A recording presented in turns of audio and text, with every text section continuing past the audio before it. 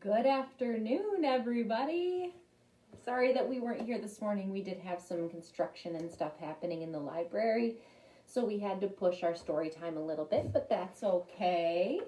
I hope that we're enjoying this beautiful sunny day today. I'm Allie from the Naples Library, and I am here to offer you a story time.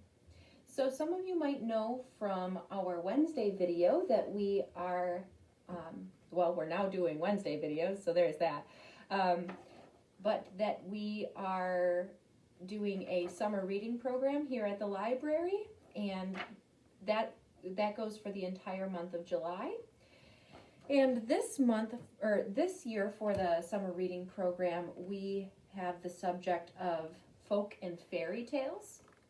So if you would like to follow along with all of the different creative activities and goals and cool reading fun that we have, you're welcome to go to the library's Facebook page or the Naples Library website, and you can click on the summer reading link there, and you can sign right up for all of our stuff, and you have access to that at all times. So this week we are doing traditional folk tales for our storytime theme, and I have 3 of them for you today. Folk tales are a little bit different from fairy tales. Let me just explain that difference because I had to look it up too. So folk tales are traditionally passed down orally, that means by mouth, from elder people to younger people over generations and generations. So way back in history, people were telling these same stories to their children and their grandchildren. And these stories usually have a moral to them. Do you know what moral means? Moral is just a fancy word for a lesson of a story. So the 3 stories that I'm going to be offering to you today each have their own moral, and I will point those out to you at the end of the story, so we kind of, have a little bit of a lesson that we learn. And hopefully you can help me with doing that as well. One of our stories doesn't have any words in the book. It's all pictures. So I kind of have to make up the story myself, and hopefully you will help me with some sound effects that we have. I'm going to go right ahead and start in on our first story.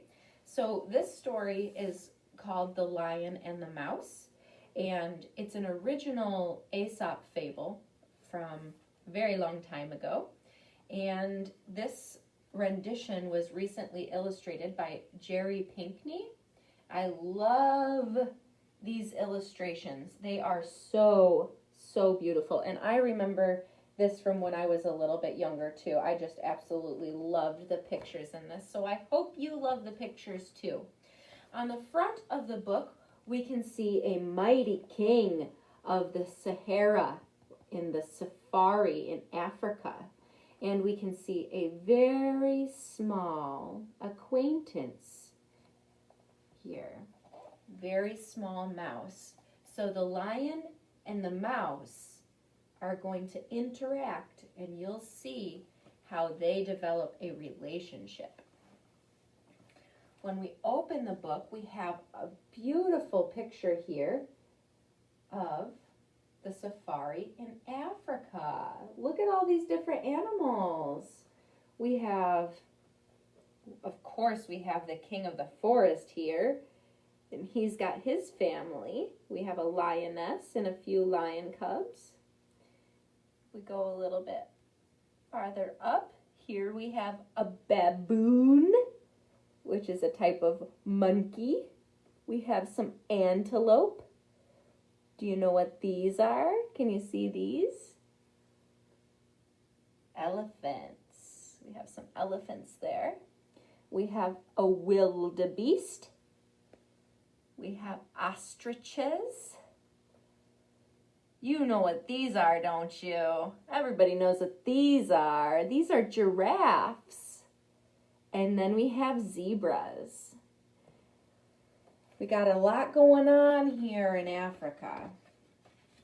So let's start in. Oh, our next page, we have a bunch of huge paw prints from the king of Africa and a little tiny mouse sitting in the paw print. So that goes to show you the difference in the size of these animals. We start out at nighttime, or maybe it's dawn. It's early in the morning. Woo, woo, woo, woo, woo, woo. A little mouse looks out over the savannah, and you can hear the call of an owl in the background. Screech, says the owl as it swoops down over toward the mouse. The mouse just makes it in the log hole in time, scuttles away. The mouse heads out the other side of the log, out the other side of the log and scuttles away from the owl who has given up and flying away. That was a close one. As the mouse gets to the other side of the log, it nestles itself a little bit in the grass. And you can see that there's something else there with the mouse.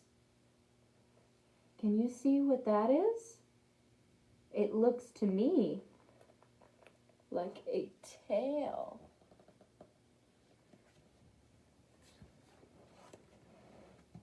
Oh, the mouse perches itself on this big fluffy thing in the grass. Phew, I sure am glad to have not been gotten by that owl, says the mouse.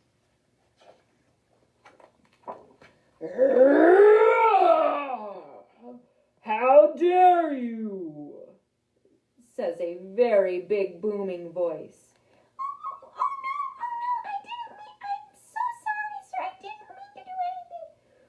How dare you disturb the king of the Sahara? I would never do it again. Please have mercy, sir. I'm just a little mouse. I didn't mean anything by it.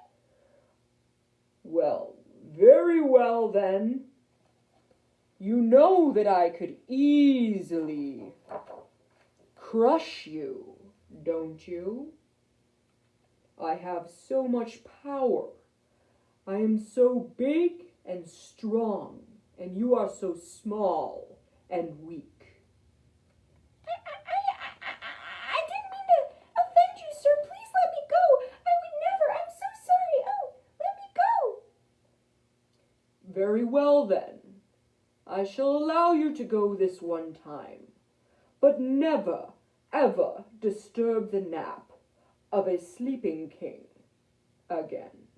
Oh, no, I would never, sir. I'm so sorry. I have a family at home. I never meant to disturb you. I was just trying to run away from somebody who was trying to get me. I'm so sorry, sir. So sorry. Run along now, little mouse. So little mouse ran along.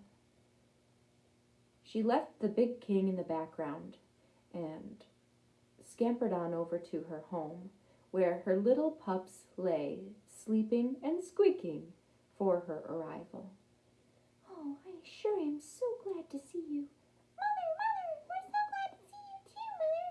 We love you. And the lion makes his way through the day.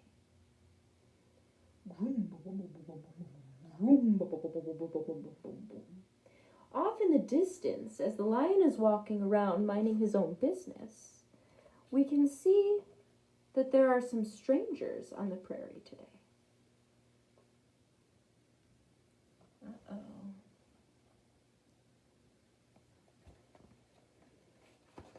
Strange animals approach.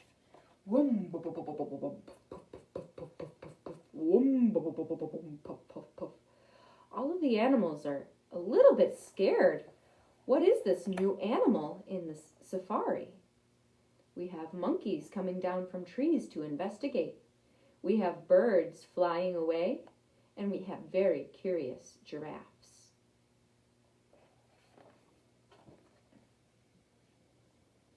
These animals are different from every other animal. No, they do not have long necks like the giraffes. They do not have big, terrible teeth like the lion. No, their tools are their hands and their heads. They are smart and they can craft things that other animals cannot. Their attempt here is to outwit the king of the savannah. So they bring out a net and they unroll a net. They stake it down in some places and they secure it, a trap to catch the king of the savannah.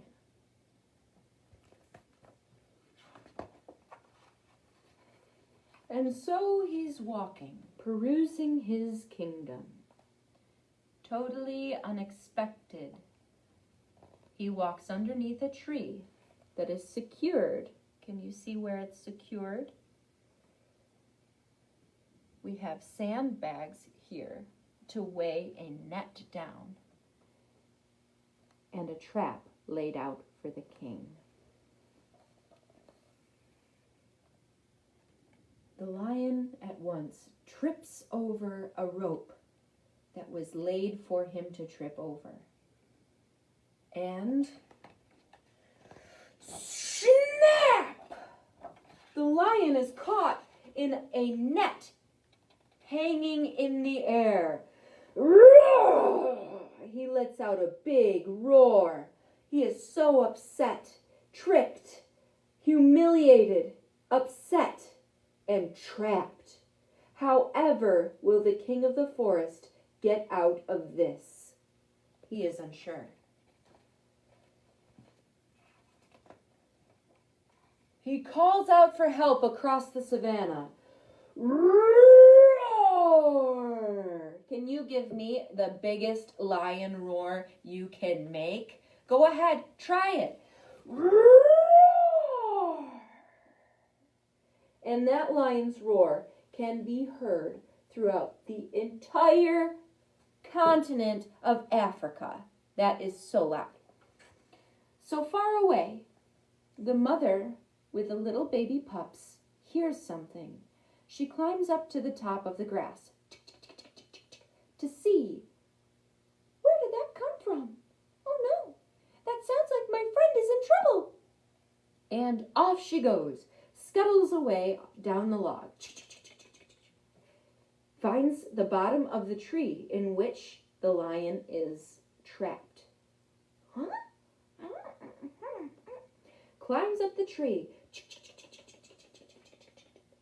to the ropes where they are secured.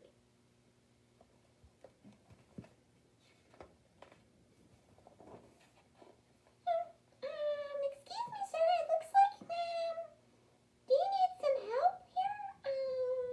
It looks like you're having a little bit of trouble. Of course. It may seem that I am in a little bit of trouble here. And I might remind you of that one time where I could have, and maybe I should have, overpowered you. You're kind of a tasty snack, if I do say so myself, little mouse. Oh, sir. Let me remind you that I did not forget that you spared my life when you could have not. It would have been so easy for you to kill me. Oh, sir, I could leave you here if I wanted to, but I am a merciful and kind mouse, and I know that your kindness should be spread farther. So, I'll help you, sir. I'll help you. The mouse climbed back out to the limb of the tree and started to gnaw on the rope that was holding up the net.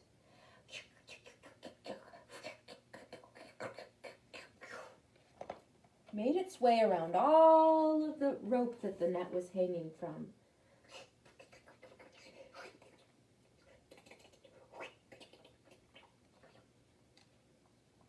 And then, all of a sudden,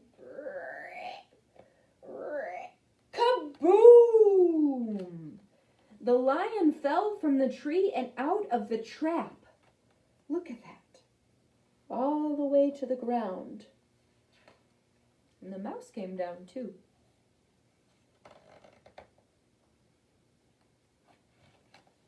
Perhaps it was right of me to spare your life, little one.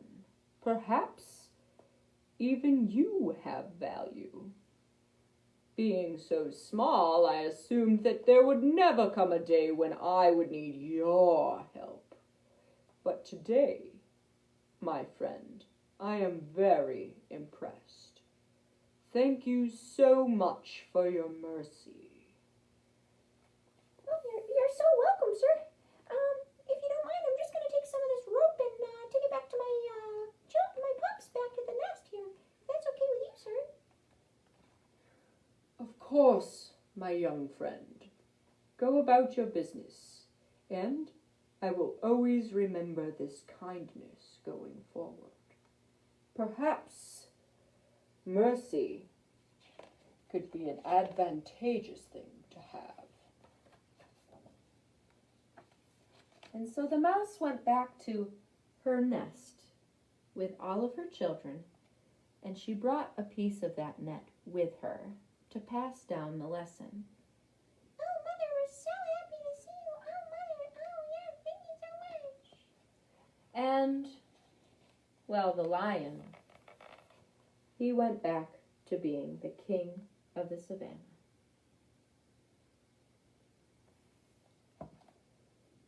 The end. So, the first book has a couple of different morals. The first moral is that if you are merciful, it will come back circle to provide mercy for you. Mercy is when you allow someone who might have lesser power than you to go free, or to not have to pay for something for being smaller than you, or weaker than you. And then the second lesson is that what goes around comes around, that you could be so very small and that you can still make a large difference in the world around you. You don't have to be a certain size or shape or type in order to make a difference or to save someone. You can do something with your size and your ability and still be doing good. So that there is The Lion and the Mouse. The next folktale that I have to provide you with today is called The Pea Blossom, which is it's a retelling of the original Pea Blossom story by Hans Christian Andersen, who wrote the story about 200 years ago. So this one is retold and illustrated by the same woman, Amy Lowry Poole. And this one takes place in China, which is pretty neat. This one does have words. So let's start in. The Pea Blossom.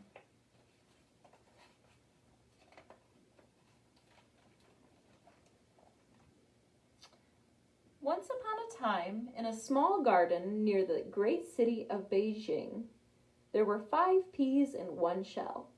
They were green, and they believed that the whole world must be green, for that is all they knew. They live in this small garden over here.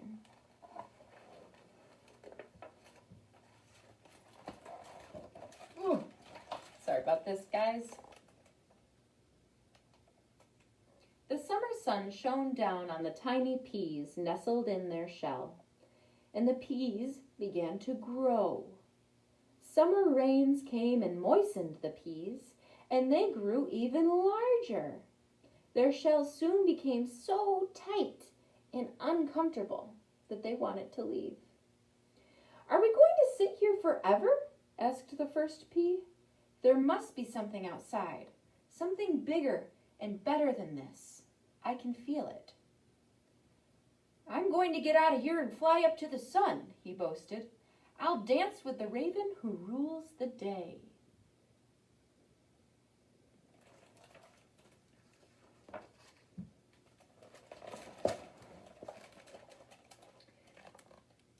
The second pea spoke up. "I'll do better than that," he declared. "I'm going to fly to the moon and dance with the toad who rules the night." The third and fourth peas decided that they were going to fly to the palace and dine with the emperor. "And what will you do?" they asked the fifth and smallest pea. The little pea thought for a moment and replied, "I shall go wherever it is that I am meant to go."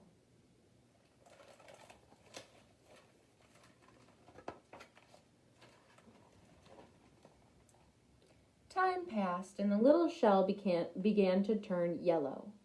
The peas began to fidget around in there. They were impatient, all except for the fifth pea, who was content to wait. Suddenly, they felt a pull on the shell. It was torn open, and the peas tumbled into the hand of a boy. In his other hand, the boy held a hollow reed.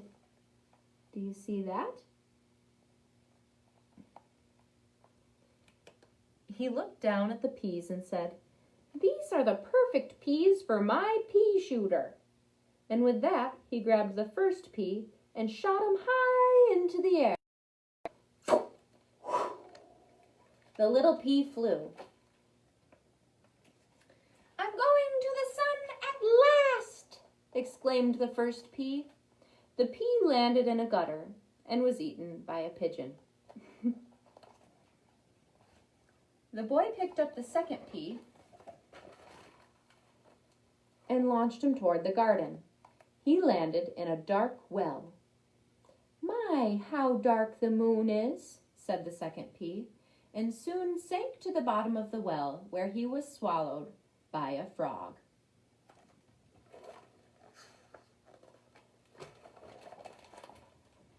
The third and fourth peas got their wish, for they landed in a rice bowl, and they were served to the emperor for dinner. You can see their little faces in there. You see them in the bowl of rice.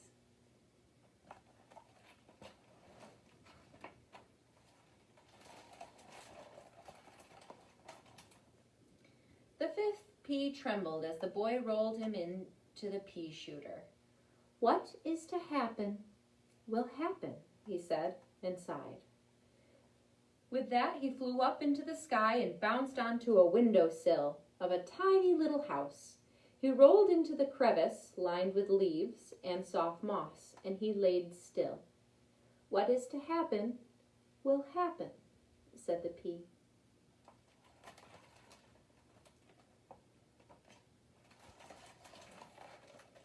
Inside the house lived a poor woman. She went out to clean stoves and chop wood for the townspeople of Beijing.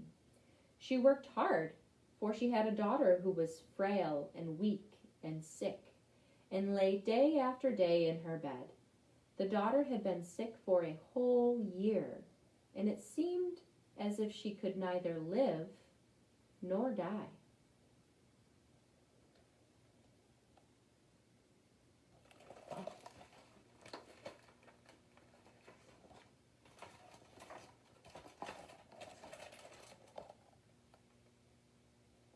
Soon winter came. The pea was cold and fell asleep under his cover of moss and leaves. The mother struggled to care for her daughter, but the girl got weaker and weaker. The woman feared that her daughter would soon die and moved her bed away from the window. And the pea slept all winter long in that little bed of leaves and moss.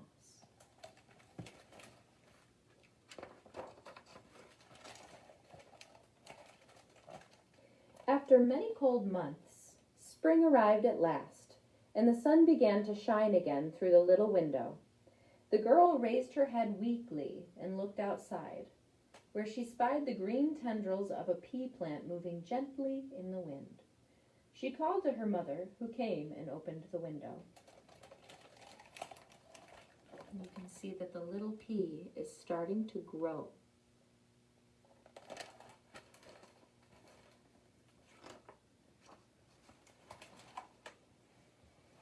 "Oh," the woman exclaimed, "a pea has taken root and is putting out leaves. How very odd. How do you suppose it ever got up here?" And she began to pull the plant out of the sill. "Wait," said the girl. "It will be my garden." She asked her mother to push her bed back toward the window. Her mother did as she was asked and left for work.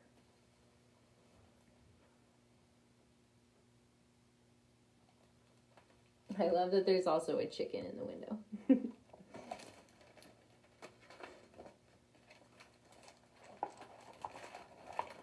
The girl looked out and watched the little pea plant dance in the wind. When her mother came home, they fashioned a support for the pea with a stick and some string so that it might not be broken by the winds. The little plant began to grow and soon wrapped its tendrils around the windowsill. The girl was entranced, and the color began to return to her cheeks. So the little pea growing in the corner of the windowsill, where a little pea should not be growing, is inspiring a very sick young girl to grow in a space that maybe she shouldn't be growing. Not that she shouldn't, just that, she was ill. After a month, the girl was able to sit up. The little plant began to blossom, and soon the windowsill was covered with tiny blue flowers. A garden started to grow in an unexpected space. Pods sprouted from the blossoms, and small peas formed within smooth green shells. And as the peas grew fat in their pods, so did the girl thrive and become healthy again, just like the pea.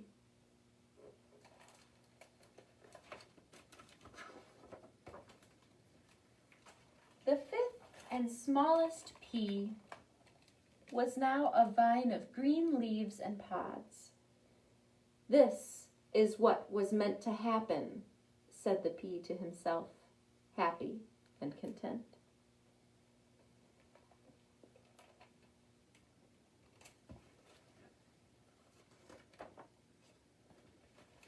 And so the pea saved the little girl.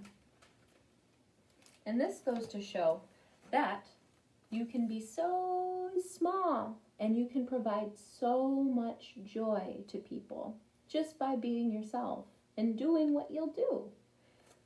And it also goes to show that no matter what happens to you, you'll end up doing and creating what you are supposed to do and create. Your role will be fulfilled no matter what. And then we have the third and final book, which is also an Aesop's fable. And this is called The Wind and the Sun. And I really like this one. It's kind of a short one, but it's a really great little story. The Wind and the Sun, retold and illustrated by Bernadette Watts.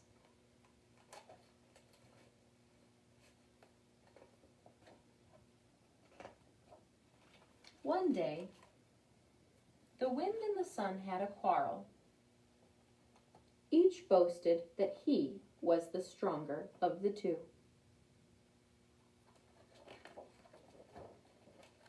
As they argued, they looked down and saw a man walking along the road, going from one town to another. His cloak was fluttering around his shoulders.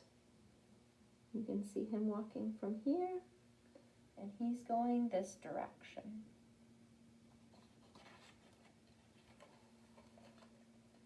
"I propose a test," said the wind. Wrong way. Sorry, guys. "Whichever one of us can tear the cloak from the back of that man is the stronger. Do you agree?" he said to the sun. "Of course," said the sun, smiling warmly. "Who do you think is the stronger of the two?" "The wind, who can blow things so hard." Can you do that just like the wind? or the sun who can shine hot, hot, hot. Like it is outside today. The sun is shining hot, hot, hot. Excuse me. The wind took the first turn. He blew so hard that the trees began to sway back and forth, back and forth. Kite strings were torn from children's hands. You can see a kite flying way up there in the wind. You can see the clothes blowing off the line. Clothes hung out to dry were blown off of the line. The man shivered and held tightly to his cloak. "Brr," he said, and wrapped it tighter around him. Then the wind blew up a gale. Leaves and branches were torn from their trees, and everyone hurried indoors for shelter. The wind set outside of the houses.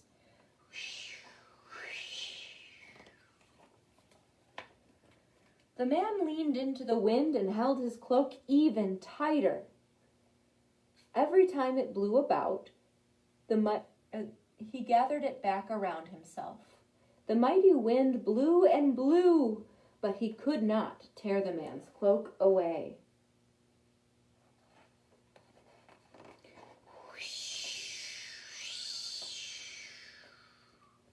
"You have failed," said the sun, "and now it is my turn."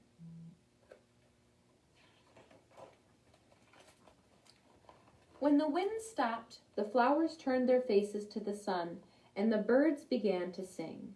The children came outside again to play, and it was very warm.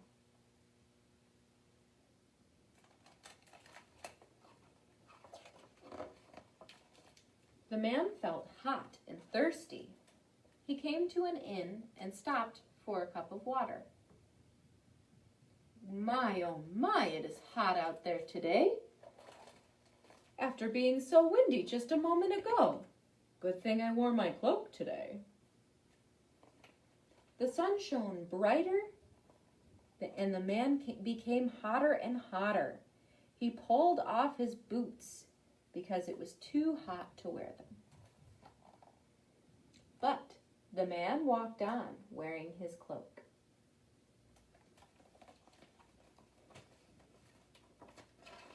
So the sun shone hotter and hotter. At last he came to a stream.